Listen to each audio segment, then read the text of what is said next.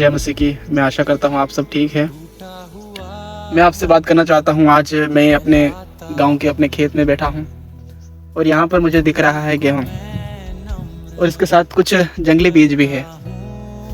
तो परमेश्वर प्रभु यीशु मसीह ने जब आपको और मुझे शिक्षा दी, राज्य का सुसमाचार फैलाने के लिए जो अधिकार दिया, और प्रभु ने जब अपने जीवन काल में रहते हुए उसने 33.5 साल इस दुनिया में जिया और प्रचार करते समय उसने एक उदाहरण बताया था। मत्ती अध्याय 13 का 24 से लेकर 30 तक उसने एक उदाहरण बताया।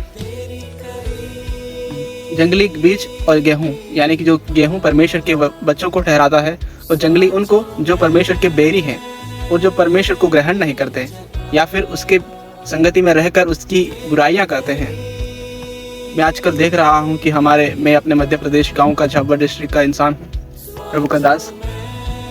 मैं यहाँ देख रहा हूँ कि मध्य प्रदेश झाबुआ जिले में कई सारे ऐसे लोग जो प्रभु के दासों को अपने घर बुलाते हैं और उनको आरएसएस के लोगों के हाथ में सौंप रहे हैं। मैं ये आपको बताना चाहता हूँ कि हमारी कलीसिया में, हमारे चर्च में प्रभु ने हमें कलीसिया दी है।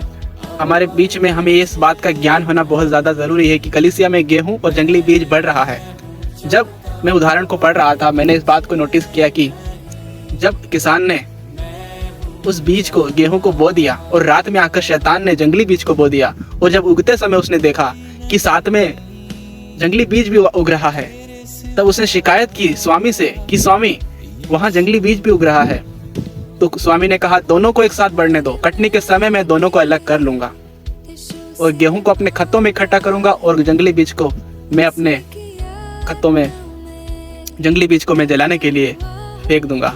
गेहूं को जो उसके लोग हैं जो सहते सहते पक्के हो जाते हैं, जैसे जंगली बीज के साथ उसे बढ़ना, गेहूं को बढ़ना में मुश्किल होती है, उसे पोषण मिलने में मुश्किल होती है, वैसे ही परमेश्वर का वचन में बढ़ने के लिए उन विश्वासियों को जो सच्चे हैं उन्हें बढ़ने के लिए कठिनाइयों का सामना करना पड़ता है। जंगली बीज के साथ तालमेल के साथ आगे बढ़ने के लिए मुश्किलें का सामना करना पड़ता है।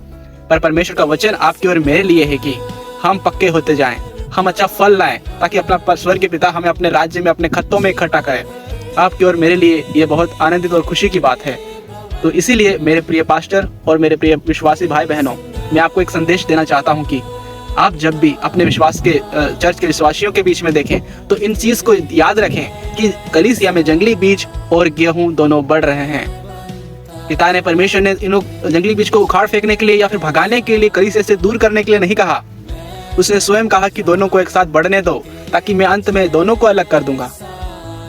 तो वैसे ही परमेश्वर आपसे और मुझसे प्यार करता है और आप चतुराई से जिए, सांपों के समान चतुर बने, कबूतरों के समान भोले बने, ताकि हम सच्चाई से जी सकें, कानून का न्याय को लेकर चल सकें। परमेश्वर के नाम की स्तुति।